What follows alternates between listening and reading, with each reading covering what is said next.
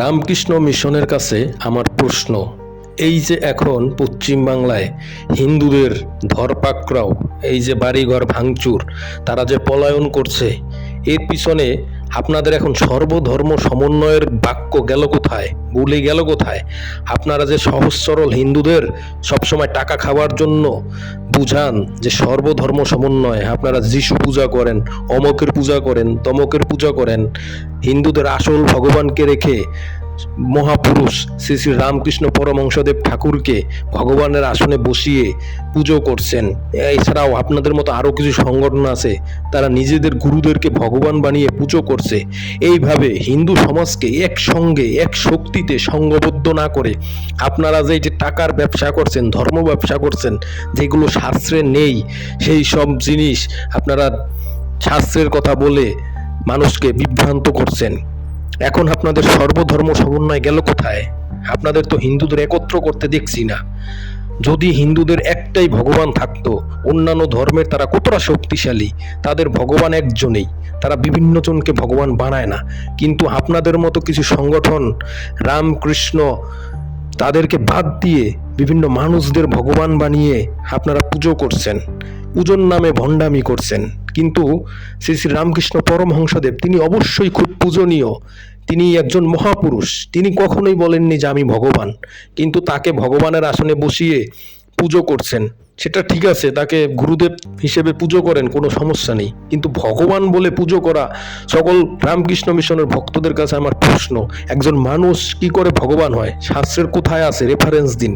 আর আপনারা এই রামকৃষ্ণ মিশন মানুষদেরকে বিভেদ সৃষ্টি করে, হিন্দুদেরকে একতাবদ্ধ না করে, এই যে সর্বধর্মের সমন্বয়, এখন অন্য ধর্ম কি আপনাকে বাঁচাচ্ছে, আপনাকে রক্ষা করছে? সেই তো পালিয়ে বেড়াচ্ছে। এখন সকল হিন্দুদের উচিত এই সমস্ত এদের বয়কট করা, এই সমস্ত মিশন, যত অপমিশন আছে, অন্যান্য আরো এরকম সংগঠন আছে যেগুলো হিন্দু ধর্মের কল্যাণে কোনো কাজ করছে না, তারা বিভিন্ন দেবদেবীর বিভিন্ন অন্যান্য ধর্মের পুজো করছে, একজনের রসুল গীতা বের করছে, এরকম বিভিন্ন করে তারা হিন্দুদেরকে আলাদা আলাদা করে ফেলছে। এর ফলে আজকে হিন্দুরা মার খাচ্ছে, তারা বিভিন্ন জায়গায় সংঘবদ্ধ হতে পারছে না। আর যদি হিন্দুদের ভগবান একজনই থাকতো, হাজার হাজার দেবদেবী, কোটি কোটি দেবদেবী, সমস্যা নেই তো। কিন্তু আমাদের ভগবান থাকতে হবে একজন, সমস্ত শাস্ত্রে একজনকেই ভগবান বলে স্বীকার করা হয়েছে, আর সেটা হচ্ছে কৃষ্ণ।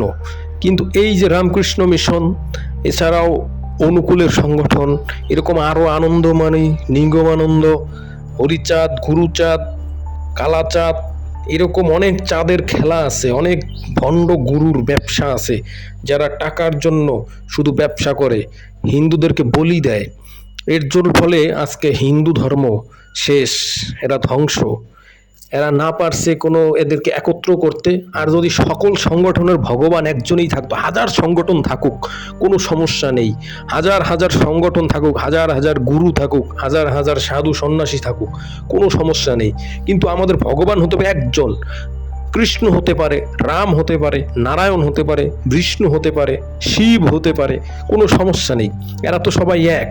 কিন্তু এই যে দেবতাদের বা এই যে একজন মহাপুরুষকে ভগবান বানিয়ে পুজো করছে, তাও সমস্যা নেই। কিন্তু অন্যান্য ধর্মের, যীশু খ্রিস্টের পুজো করছে, অন্য ধর্মের পুজো করছে, এরা ঈদ পালন করছে, এইভাবে এরা করে হিন্দুদেরকে কয় বাঁশ দিয়ে দিয়েছে।